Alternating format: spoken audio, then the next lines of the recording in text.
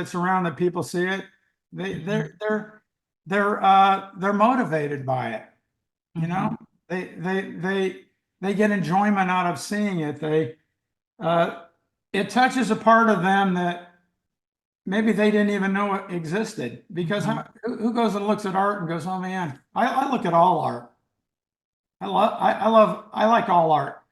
To me, if you're an artist and you can make a living in this environment, more power to you. I always challenge myself to, even when I was a drummer, I tried not to play the same lick twice in a night. Everything clean, different. And I try to do that with my art too. That's so amazing. How did you go from that kid that was just got up there on that stage and started playing to get the people in the room to hear you and give you the gig to who you became? How did you get from that to that? Just keep doing that. You just kept showing up. You just kept showing up, be persistent. I've been married twice. My first wife ran away with a motorcycle mechanic. My second wife, now we're getting ready to celebrate our 48th wedding anniversary. Oh, congratulations. She's been with me all that time. She's helped me a lot.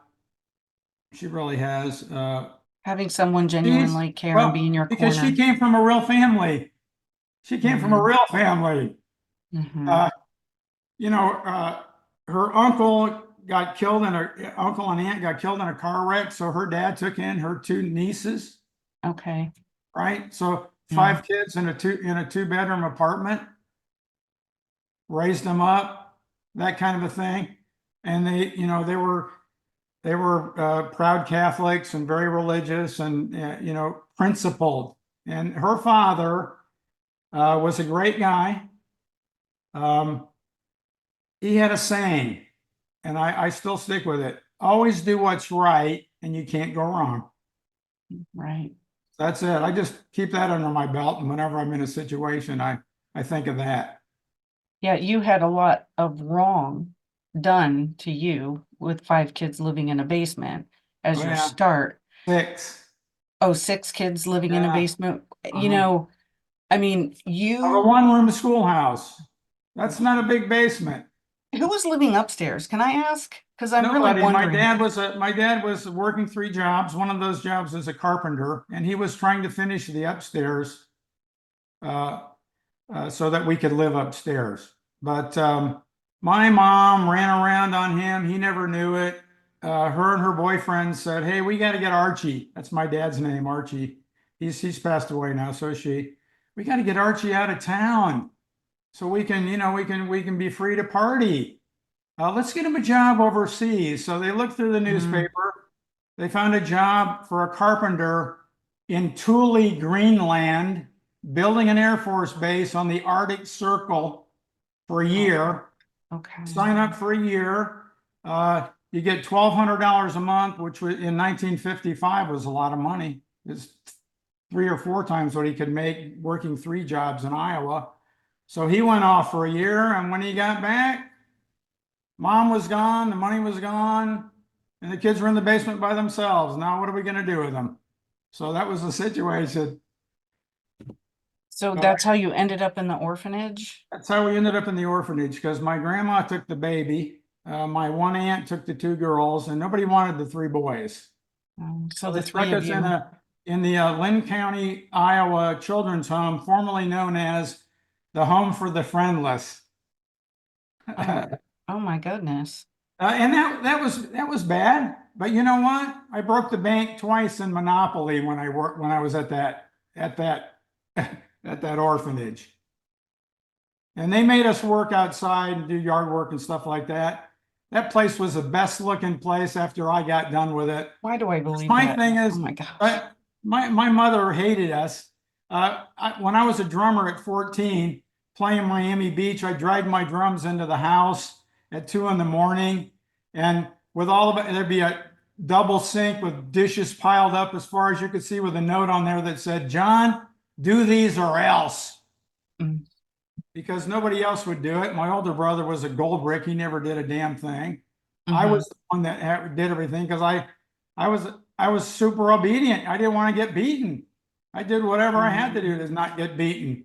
But when I got in there, I started doing those dishes. I cleaned that whole kitchen spotless. I was up like for 2 hours. I said, if I'm going to do it, it's going to be the best that can be done. And that's See, just kind of my attitude, see, whether it's cleaning the floor, painting a house, or doing art or playing see, music.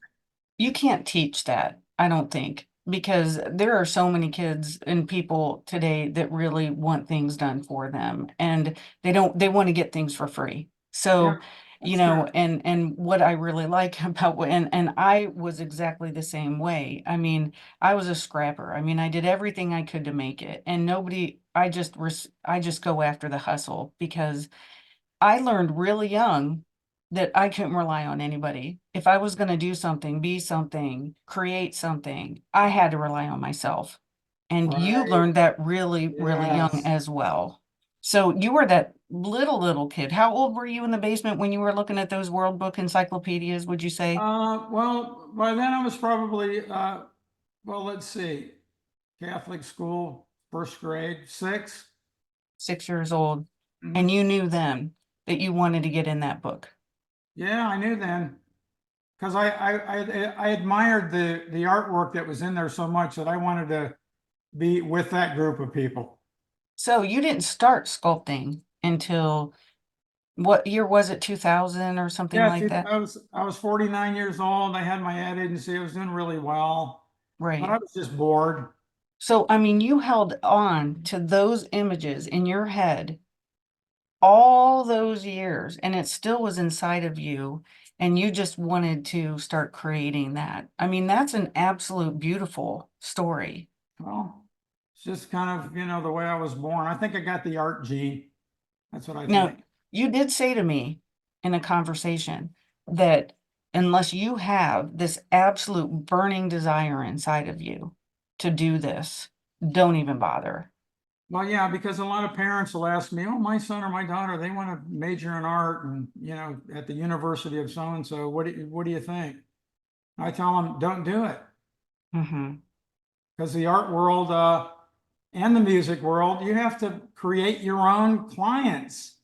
Unless you've got this thing like I've had my whole life, this burning inside. You remember that movie Alien, where that thing popped up out of that guy? You Hmm. ever seen Yeah. that? I've had that my whole life right in here, kind of like pushing me, John, do something, get up, don't sit, make something, draw something, paint something, build something. When I was a kid, I took the lawnmower in Iowa and I drove the lawnmower around all the bushes out in the back by the woods. And I took scraps of siding and made yield signs and stop signs. And I had my little car that I would drive around in there like Hmm. 5, 6 years old. So that's kind of been in me all this time. I'm glad it is because it's the only thing that's helped me to survive. I And probably, one of the other things that I've heard you say through this whole entire thing is that you want to create joy in other people. You want yes. and the Isn't heaviness and isn't that our purpose for being here? I say that all the Really? time. Isn't that our purpose? It My absolutely purpose. is. My purpose.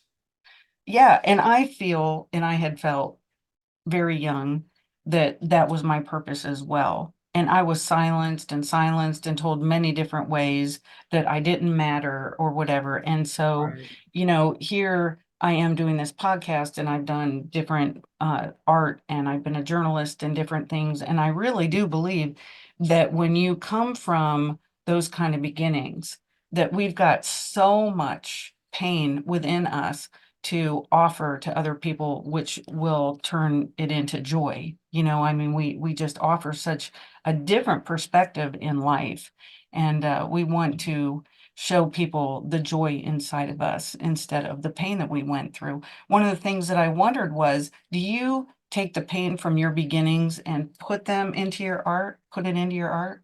No. No, not at all. Uh, the artwork really isn't, I don't view the artwork as an extension of myself. Okay, I'm creating that specific thing. It has its own life. okay. That's the art. Once I create that one piece, it stands on its own. And I just visited some relatives in South Carolina yesterday and took two sculptures that I had in my warehouse to give to family as gifts. Mhm. Those people really appreciated it. A little sculpture of Clifford Brown, the trumpet player. I left with my nephew Mm. because he was he's from a mixed family, and he's the only guy I ever knew that had a Clifford Brown album because his dad listened to Clifford Brown. I said, this guy Okay. needs the little maquette that won the commission in Wilmington, Delaware, my 8-foot statue of Clifford Brown. But Clifford Brown, great musician, right up my alley. I'd love to. I want to do a Hendrix. That guy was Oh my fantastic. gosh, Who you have knows? to do that. I want to do that. I did a great Obama for the Mecklenburg Democratic Party. Those people really inspire me. How in the world did you see? I don't know. Did you do other busts of people other than Dick Van Dyke? Because I found that picture of you standing with him, with his bust. I was in the foundry in LA working on the Olympic monument, and he Dick's kind of an artistic guy. He knew the guy that owned the foundry, and the guy that owned the foundry told him that, hey, the sculptor that's doing the Olympic thing is here. So Dick Van Dyke actually came down to meet me. That's amazing. And then that was it. I mean, he asked you to do that. When he walked in, I said, "Oh my God, it's Dick Van Dyke. What's he doing here?" And Right. first thing I said, "I'm going to tell everybody that I just met Dick Van Dyke." You know what he said? "I'm going to What? tell everybody I just met the sculptor for the U.S. Olympic team." He, That's how cool he was. that So was going to I be, told him he's asked me if I did portraits. I said, yeah. So I did that little portrait of him. I took it to his, and then I had to, before I did the casting, I want to make sure that he liked the sculpture, right? Mhm. So you can take pictures of sculpture, but it doesn't really, you don't get the sense and the feel of what it really is like. So I thought, Mhm. I got to put this thing on an airplane and go out there and get his okay on it before I have it cast. Mhm. I took that thing on an airplane, flew it out there, went to his house. He loved it. And then we did the casting and I delivered it to his house in Malibu. He invited me up there and showed me around his little tiny bungalow he lives in. His wife was there. When I got to his house, he was out on the street talking to these little kids in the back of a station wagon. Hi kids, what's going on Okay. today? Little Bobby or what their names were. This is the nicest. He's another person that I've just been honored just to meet. You know, Right. I've admired that guy my whole life. Well, and I have as well. And he's in his 90s, and I mean, he's just still moving and doing things. And one of the best quotes that I ever heard him say when they asked him, why can you still dance and do these things? He's like, you just got to keep moving. That's And it. Man, I tell all my friends, I'm going to be 75 in a month. And all my friends, most of them are retired. I go, what are you retired for? You got to keep exactly. moving. Get off the couch. One of my friends, oh my God, I've aged so much since I saw you 2 years ago. I'm this and I'm that. And what are you doing with your time? What are you doing with your time? Are you get a Hmm. job? I told them. Get a job. You got to stay busy or you're going to vegetate and just fade away. You want to do that? Not me. I'm not fading away. I'm going out with a boom. Well, the older we get, the more we know, the more that we can give back to the world. And, it's really sad that some people feel that they've reached a certain age and they're done. Yeah. Well, when you've worked a job that you really never liked. I mean, I came up Okay. with a 40-year period where nobody ever really got a raise. Hmm. That's the time that I grew up. 40 years, you really did not get hardly much of a raise. Hmm. Yeah. The last ad agency I worked in before I started my own ad agency, we had 9 art directors in there, and 3 of them got fired. And then there was a salary freeze. Nobody was going to get a raise for at least a year. Hmm. When they told me that, I walked into my boss's office and I said, I want a raise today, or I will not be back tomorrow. He Okay. says, we just fired 3 guys and you're coming in here asking for a raise? I said, yeah. Who's your number one producer? Me.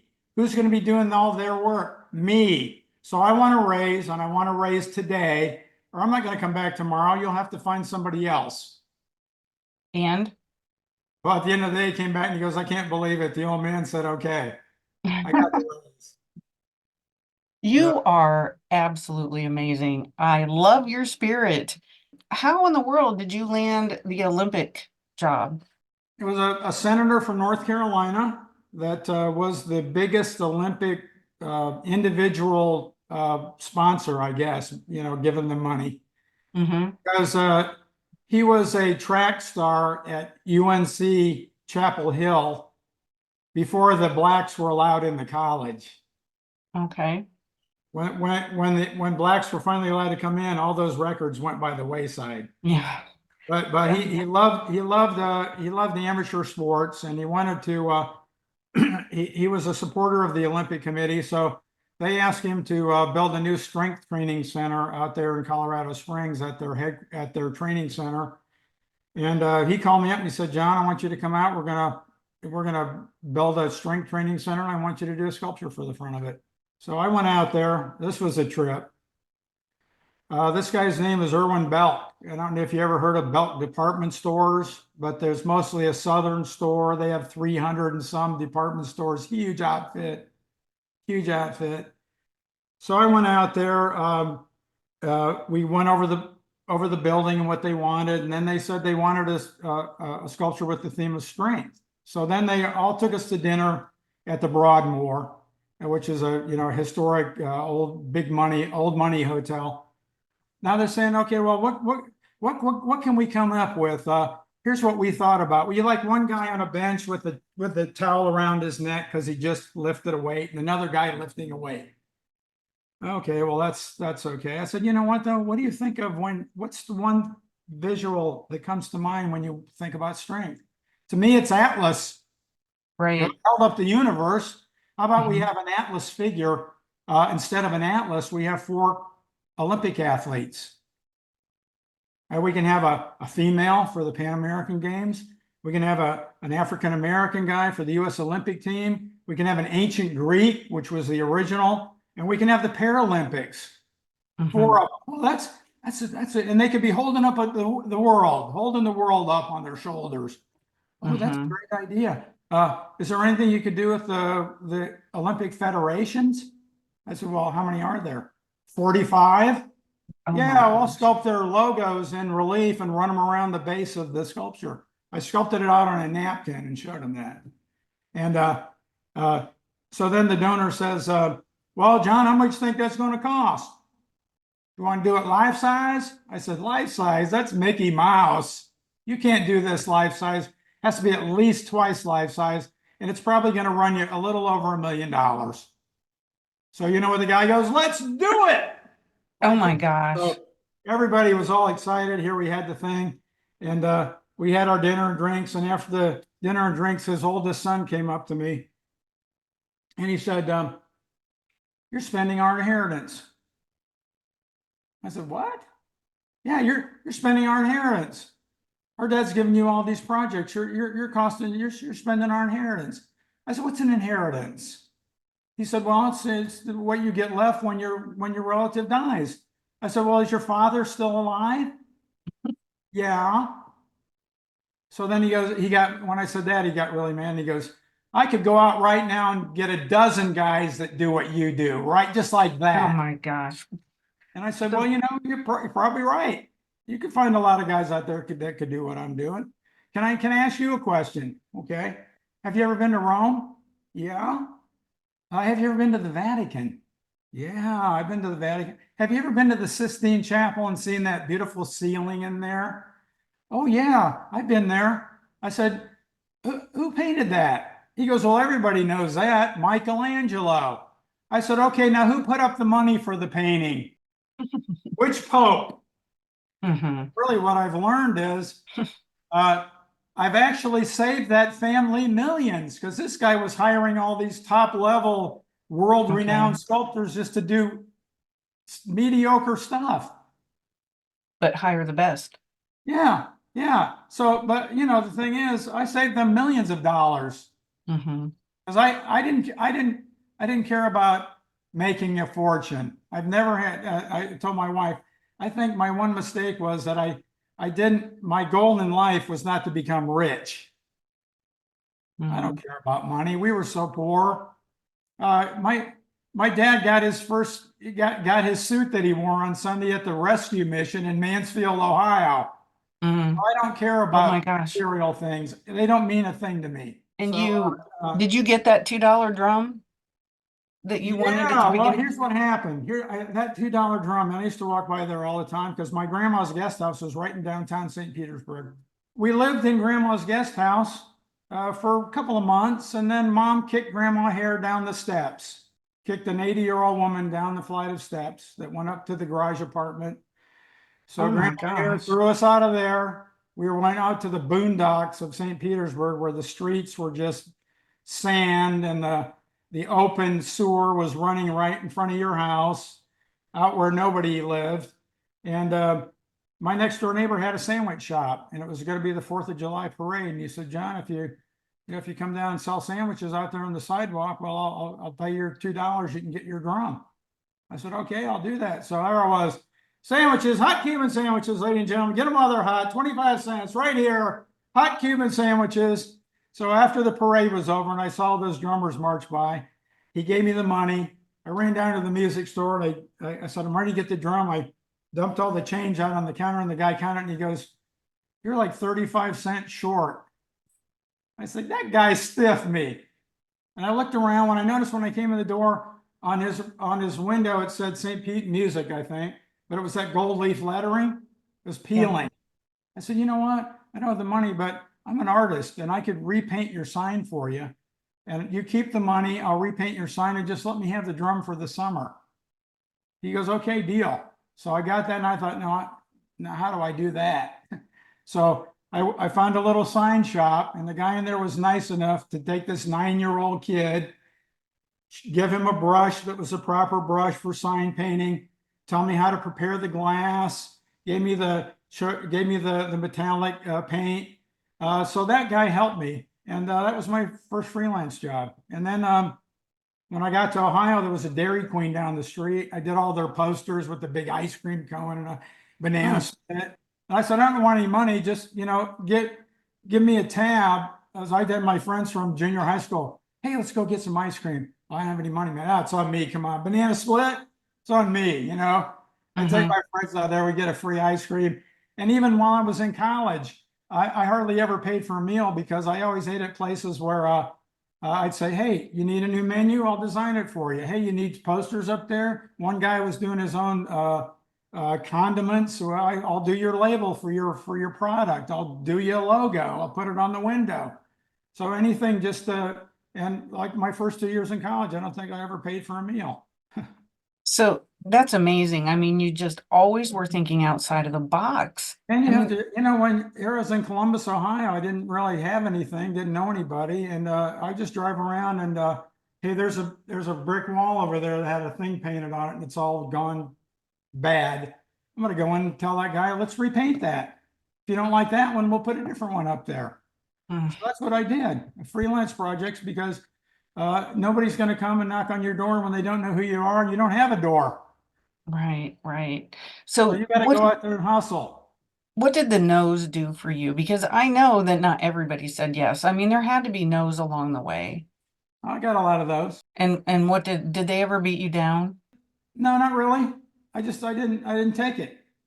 I'm not gonna stand for that. If you're gonna put me down and do that kind of stuff, I'm not gonna deal with you either professionally or get a job working for you. I'm just not gonna do it. You I'm believed in more yourself. important to me There you than go. I am to you. There you go. I mean, I was just gonna say you believed in yourself. Well, I had to. That's all I got. Right. You come to the realization that you basically are totally on your own. What are you going to do? That's all you got. You can only work with what you have or what you're going to develop in yourself that's going to make you more marketable. Right. And Right. if I remember right, you told me you were like 16 years old when you realized that's it. I have to do this life by myself. Yeah, I was playing my drums all over Miami and going to high school, and my mom came up, was going to hit me with a baseball bat, and I said, you know what? That is the end of the punishment. You will never hit me again. You will never strike me again. I grabbed that bat, threw it out. After that, she never bothered me. It's just the way it is, you know? You got to make it better for yourself. And you want to make it better for yourself by doing good things, not bad things. You know, don't go out and steal. The worst thing in my life, a thief. I have been robbed at gunpoint. I have been robbed at knife point. I sat in the back of a car with a carpet knife and a switchblade on my neck like that in San Francisco, where I went for an audition with Dave Mason, a famous musician. I thought I was going to die in that freight yard down there, but here I am. I recognize, you know what? I'm in the back seat of a car like this with a knife on my neck. Right. I realized I only had one weapon, this. And they Okay. were black. I'm a junkie, man. I need a fix. You got money? We junkie. We gotta have a fix. I said, all I have was $2 on me. I was going for an audition. Okay. Didn't drive my van. I was hitchhiking because the clutch was going out. I was in San Francisco trying to go up these hills with no clutch. So I just start talking. You know, this is my weapon. I talked about Jimi Hendrix, the Isley Brothers, Little Richard. I played with him. Every person of color that I knew. And finally, the one guy goes, "Hey, man, you know he didn't have anything. Let's let him go." The guy goes, "Okay, man, we're gonna let you go. But you turn your head as much as 1 inch. I'm gonna come back and cut you." My gosh, Still you hear must have that guy been. in my head. So they drove me to a freight yard in San Francisco, but now it's like 1 or 2 in the morning. We're gonna let you go. And the guys, so finally, the other guy goes, "I think he's still holding out on us." He pulls out his carpet knife again, and then that switchblade again. I thought, okay, and you know, they say that your life flashes before your eyes. Right. Yeah. That did. That actually happened. Just like that, in a second, everything. I You thought, really well, thought you were going to die. this is the end of Jon Hair down here in this freight yard, and that's just going to be the end of it. But I said, okay, there's nothing I can do. I don't have any money. I'll take you to Berkeley if you want. I'll stay with my friend over there, see if we can get you some heroin. Mhm. There's nothing I can do, so do what you're going to do. So I told him, if you're going to kill me, kill me. If not, just let me go. So they let me go. And it was one of those old cars where the seat up in front pulled forward, then you could step out of the back seat, just a two-door. Right. Right. Those As old, soon yeah. as my foot hit the ground, bam, in the back of my head with a wine bottle. And I went like red, black, red, black, red, black. And I was out.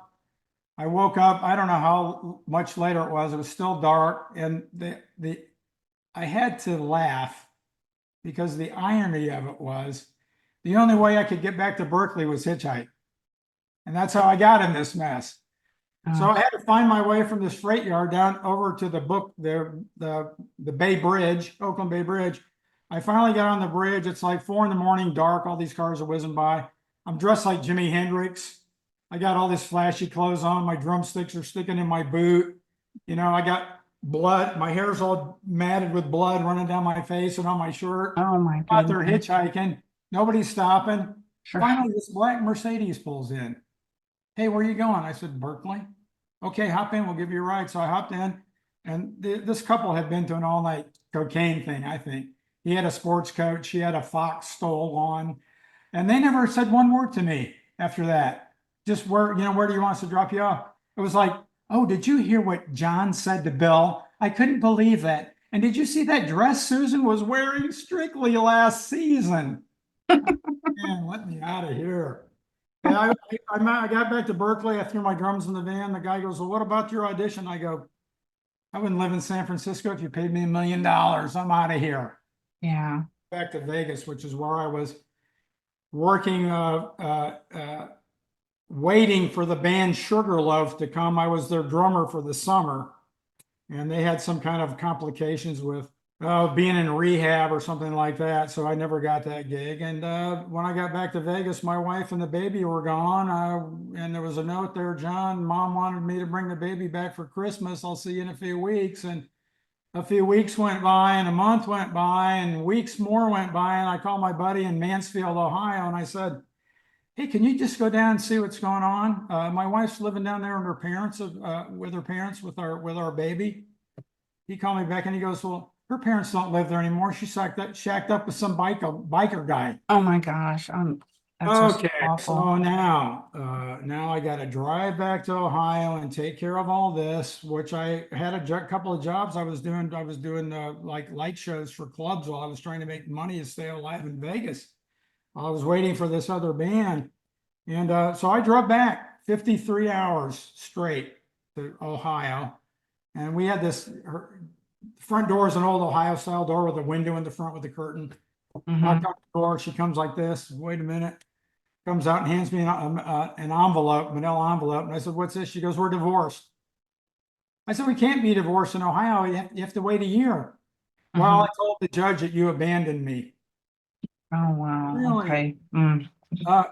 And then so he gave you a divorce? Well, I've been sleeping with the guy.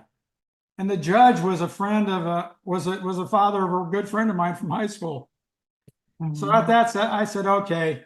I left that place. As I left, I kicked a big Harley motorcycle through the off the porch, through the railing into the concrete driveway, and I never saw her again after that.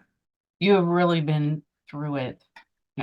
What made you? I'm still seeing that kid with grabbing the baseball bat and saying, you are never going to hurt me again. I mean, that really took a lot to be able to do that. And for your mom to listen to you.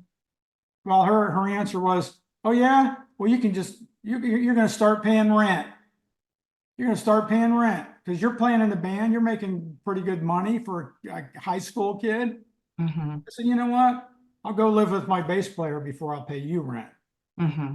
So she didn't, I stayed there.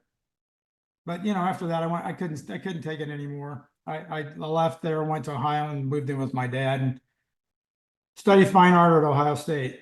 And then dropped out of there during the Vietnam thing and I worked I was an art director at a local Columbus cable TV station, and I played my music at night while I was still going to art school. And I'd be in the basement of these clubs with three cartons of beer stacked up with a light bulb on a chain with my art history book doing my studies down there.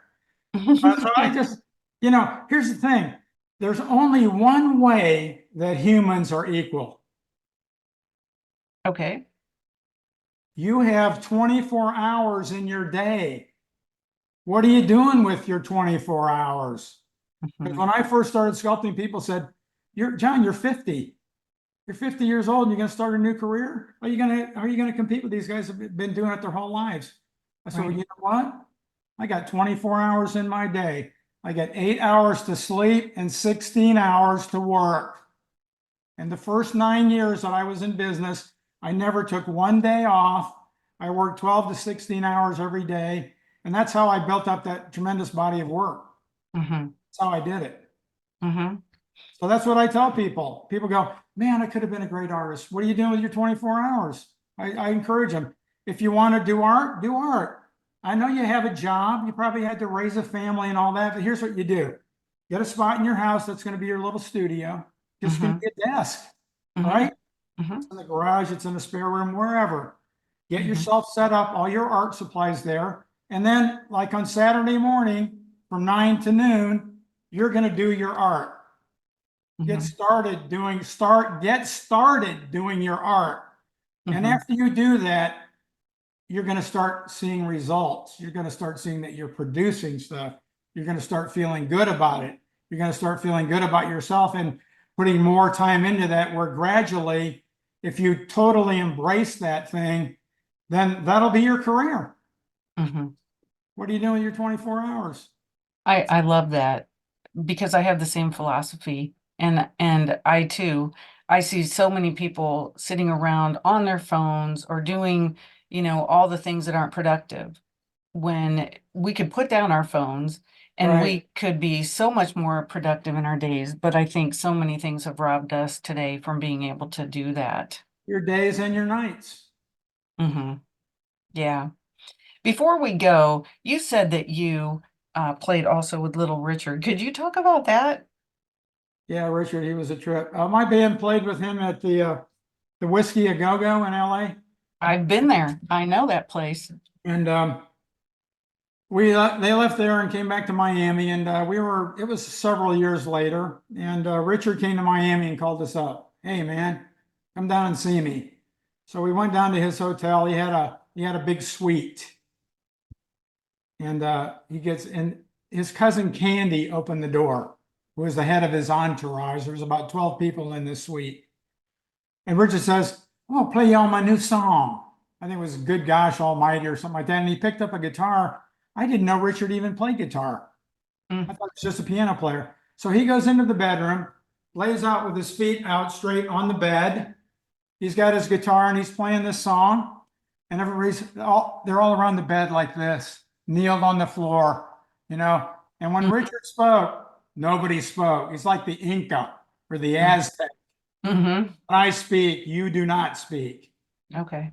So he's in there playing a song, and all these people are kneeling around the bed, and Jimmy and I are just standing over kind of in the doorway listening to the song. And the phone rings. He goes, John, get the phone. He always went like that. Get the phone, get the phone. So I went over and I go, this is Paul McCartney. Is Richard available? Paul McCartney, oh my God. Yeah, let me get him for you. So I run in and go, Richard, Paul McCartney's on the phone. He wants to talk to you. He goes, tell him to wait a minute. I'm playing my song. Tell him to wait. What? I said, okay. So me and Jimmy, we'll talk to Paul McCartney for 5 minutes or so. So we were just chatting with Paul, and he goes, could you ask him again? I said, okay. So I went in.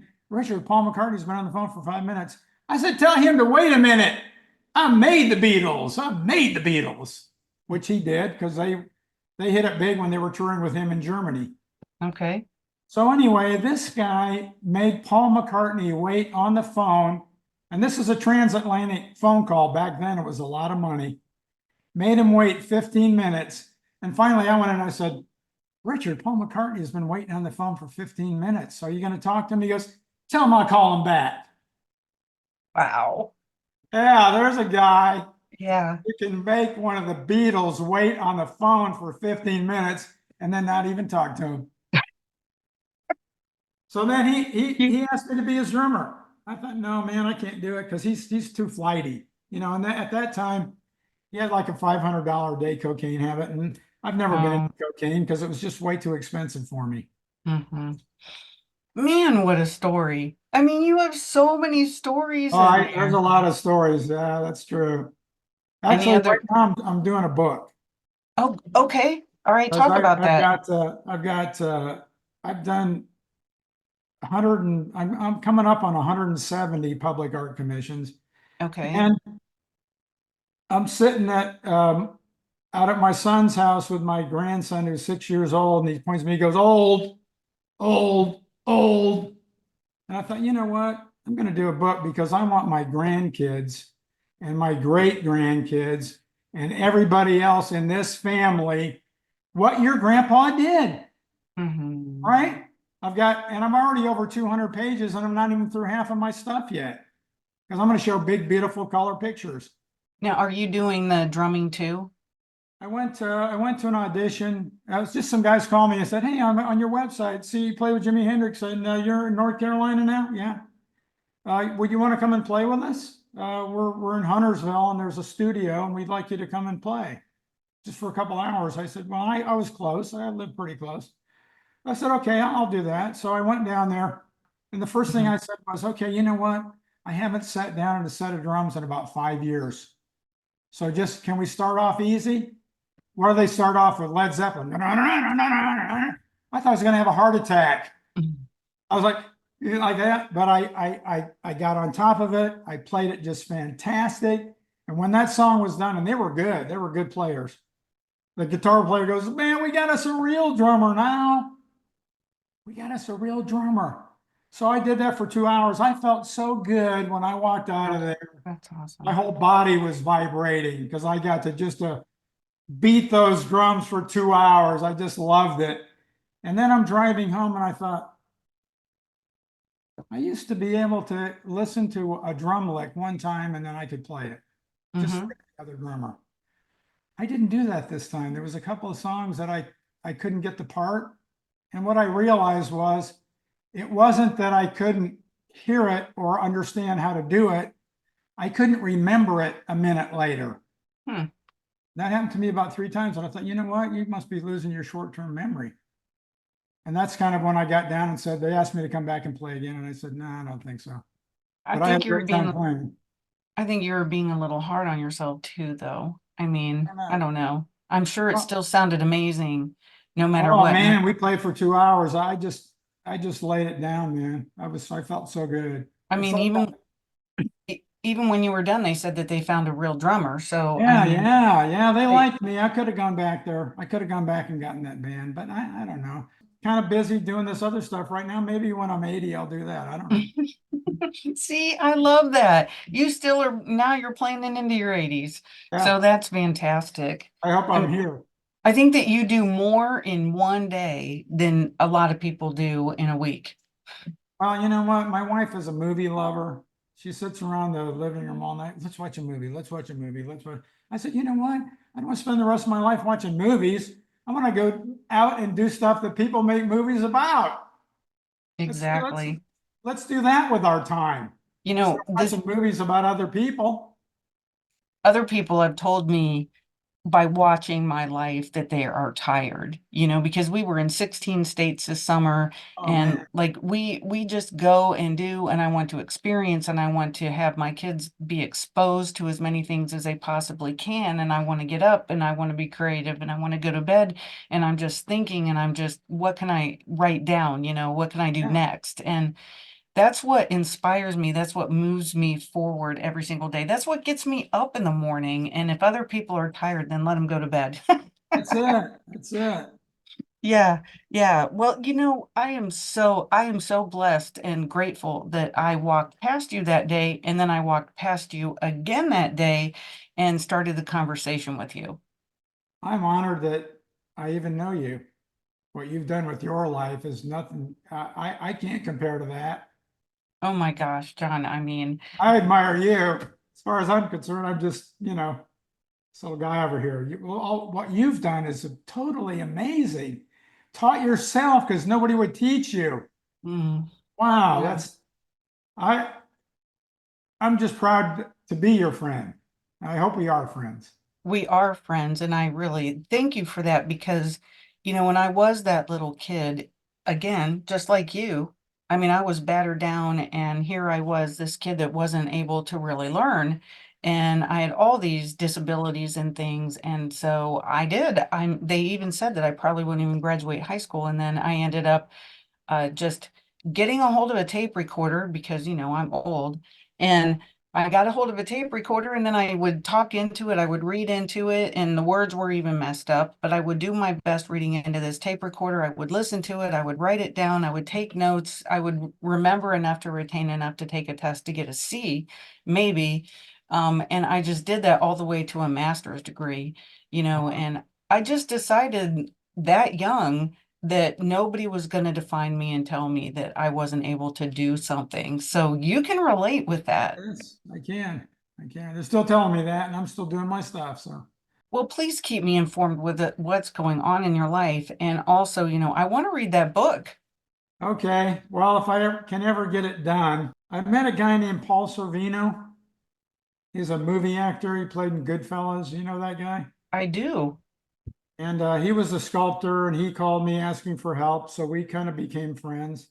He wanted me to ask me if I want to be in this movie he was doing in New York. And I said, yeah, I'd be kind of, I don't have to learn any lines, do I?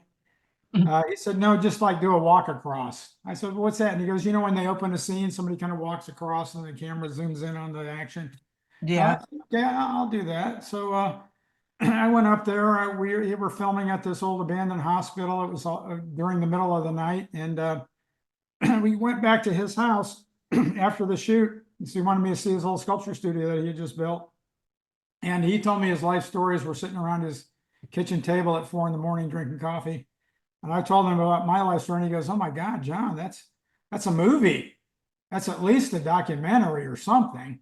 Okay. So he said, you got to write a screen, write a screen. He says, write a book. He says, no, don't write a book, write a screenplay. I said, how do I write a screenplay? Just take that little script that you've been carrying around in your pocket that I gave you, use that for your model, and then write your story. So I started, and at this time, we were taking care of my wife's father who was bedridden. Hmm.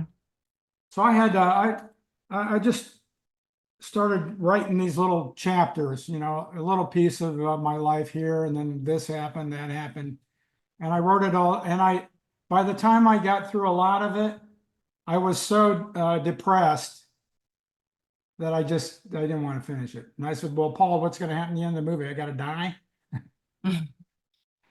Uh, But there's so but much hope in your story. it never happened. But I still got those stories, and don't know if I want to relive those.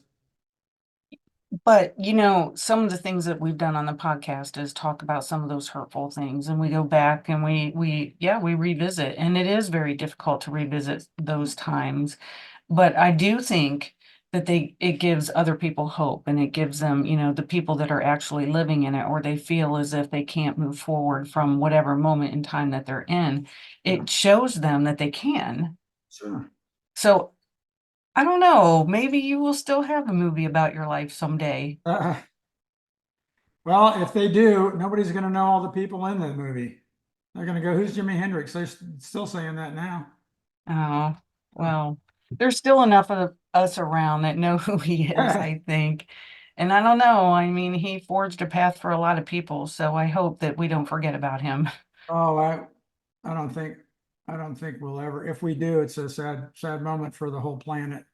Oh, absolutely. That's fantastic. And you're a moment for the planet. Seriously. Thank you for What what you're doing. I'm sure you're helping a lot of people with these podcasts. Well, our podcasts are growing more and more, and we're turning into more of a radio podcast, and we have quite a few stations that we're on. So it's really, and some television stations. So it's been a real blessing to me. And it's that burning that you talked about. Yeah. And I've always had that burning to be able to tell stories of other people and be able to get it out either by writing or broadcasting. And my first classes in college were in broadcasting, and I just, like we said, you and I had a conversation before where sometimes our roads don't always go, it's not a straight road, and you Right. never know where you're going to end up, but you have to be open to wherever those roads lead. Yeah. And you can't sit around waiting for opportunities. You have to go out and make your own. You do. That's it. Absolutely. Yeah, I've spent the last few weeks just showing up at places and making things happen, and that is proof of what you Yeah. have done. Oh, So and Tom Petty had a song where he said, "I have just one light." That's the way most people should be, in my opinion. yeah. Well, Just, our lights kind of, passed. And so I'm very thankful that I'm telling you, when you were there, and then at one point I saw you just walking around with a cup of coffee, and I'm just like, he's interesting. I'm going to talk to him. So I'm glad that I did. I'm very yeah, thankful. I don't know what it is, but I get that a lot. Yeah, but you kind of put out this energy. I don't think that you realize. I just read this thing about, and basically it's positive energy and negative energy. And you put out a positive energy. Good. I picked up on it right away. So, I tell you, at the Shawshank thing, I actually crashed their party. I oh, you did? didn't get invited to the party. I didn't get invited to the dinner. But you know what? I just went in there and went to this huge restaurant where after their show, they all went. It was a couple hundred people in there, and the people from the film were in a little private room, but the whole restaurant was all the big wigs in the town. They're all getting a free dinner and drinks. Mm. And I just walked in and I said, I want to talk to the director, Frank. I heard he wants to talk to me. And she goes, "Well, I don't see your name on the list right here." I said, "Look, I just want to talk to Frank. He asked me to talk with him. I'm not on the list. Okay. I just want to talk to Frank, and then I'll be out of here." So I just walked in there to Frank. Frank tapped him on the shoulder, "Heard you wanted to talk to me." Okay, I left him my information.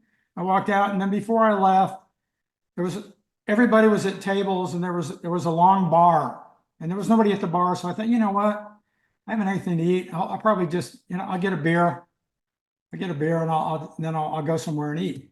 So I ordered a beer, and I go, "How much is it?" And the guy goes, "Well, it's an open bar and an open menu. You can not only have all you want to drink, but whatever you want to eat." So, and the cool thing about it was he was a neat guy, and he was an artistic person. I sat there talking to him, and um, all of a sudden somebody taps me on the shoulder and look around. Well, it's the mayor. Hi, I wanted to meet you. Oh my goodness. Da da da da da da. Oh, nice meeting you, Mayor. Thanks for coming over. I'm sitting there drinking my beer, and then I order a little shrimp appetizer. He goes, you can have the fillet. It's $60. I go, I'm not going to take advantage. I just have a little. I had a rare disease for 7 years where I couldn't eat hardly anything, called Okay. parosmia. Oh, all And I right. lived basically for 7 years on cottage cheese and red grapes. I could not eat or drink or smell anything else because I had this parosmia disease, and that was a time I contemplated ending it because you sit in your chair, and everything tastes or smells like one of three things: burning fire. So you're sitting in your living room. Hey, somebody leave the stove on. You're smelling a fire. The other thing, burning flesh. That's the second smell. And Oh, then human my. feces.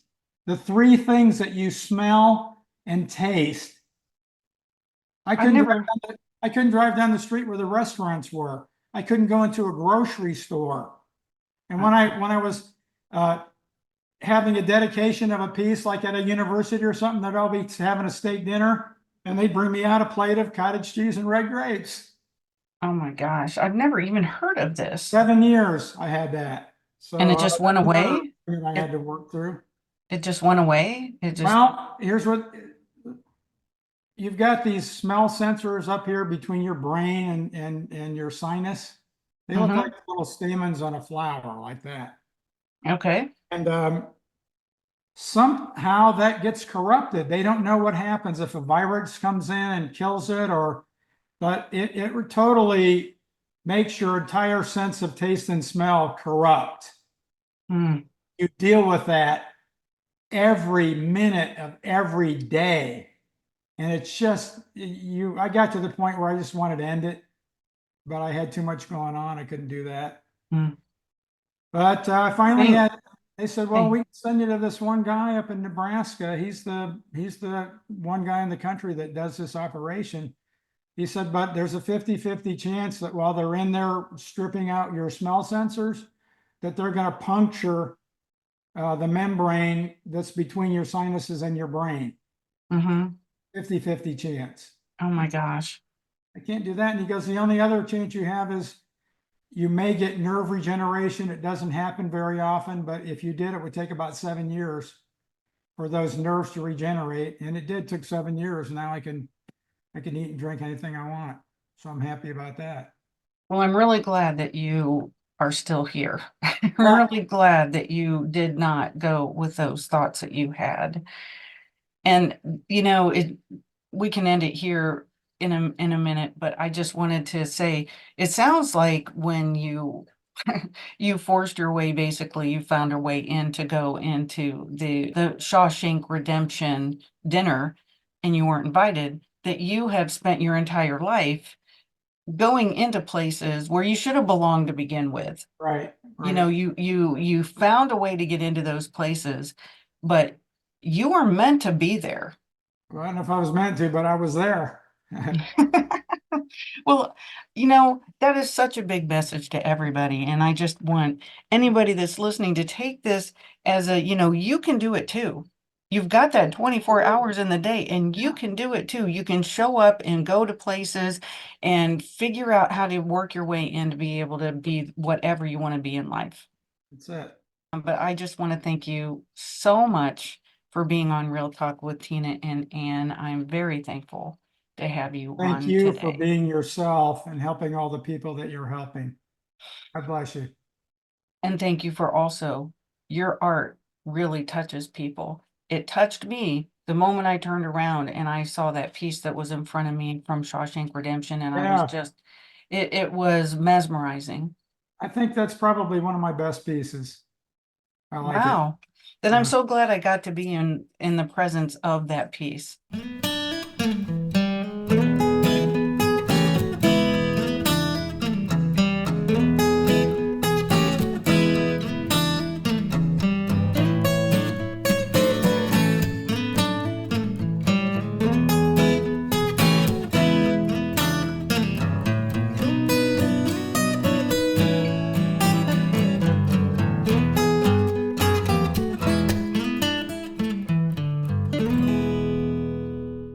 And some guy in Oklahoma won that. Really? Yeah, some guy named Jason. Oh, His okay. last name, but he won that sculpture. So That's crazy that it went to somebody instead of it being like, somewhere in a movie museum or something. yeah. And then what happened was the director that I went in Frank to see at their dinner that I crashed their party, he said, I want one of those for Spielberg. Are you going to do that? Well, we'll cast another one. Let's see. But the only reason I did that in Mansfield was because I lived there. Seventh grade, sixth grade, high school, Okay. uh, and every industry that that town was built on just shoved it to the people there. They did. General Motors. You drive out in Mansfield, there's one area it's so expansive you can't even see the end of it. What is it? Concrete slabs where they were Hmm. building cars. And now the greedy, just like the art world, the greedy need more. How about Yeah. living for other people? How about living for your family? How about just living the life of a normal human being? That's why you're so successful, I believe. And success is defined differently by everybody. But I mean, your success is based on what did you say? That you want to be known for being a great father and grandfather and great grandfather. I mean, that's where you live, and that's what's Yeah, most important to you, I didn't do it right? for myself. I did it for my Yes. family. My wife Yes. sometimes say, "Oh, you care about your career." I don't even view myself as having a career. I Hmm. don't. I got one job to to raise kids that make the right decisions. I never beat my kids. I got beat to death because it doesn't work. You have to communicate with them. I'm just telling them, you Hmm. know what? I have one job as a father. That's so that when you grow up, you can make right decisions for yourself. But you did give your kids and their kids more opportunities than you had before you were able to create it for yourself. I mean, you've really created a great life for them. I Isn't that what parents do? That's what you try to do. Yeah, That's what we try to do. that's what we try to And do. I mean, I adopted my two kids when they were 4 and 3, Wow. and my older two kids, they're in their 20s. One's just turned 30. But then, I mean, you do everything that you can to give them the best opportunities. Right. And, when they're 4 and 3, when you first meet them, there's been a lot already happen in their life. Oh So yeah. you do the best that you can in our situation. And then I did end up with my one daughter's 3 kids, and one was 2 months when I got him, and 18 months was my daughter now. They're my kids because I adopted them, and one was a nonverbal 4-year-old, and all of them had autism and a lot of disabilities, but they are my biggest blessings, and that's why I do everything that I do. God bless you and your kids. Well, thank you so much, John, again. And thank you for being on Real Talk with Tina and Ann. And I will see you next time. Okay, great.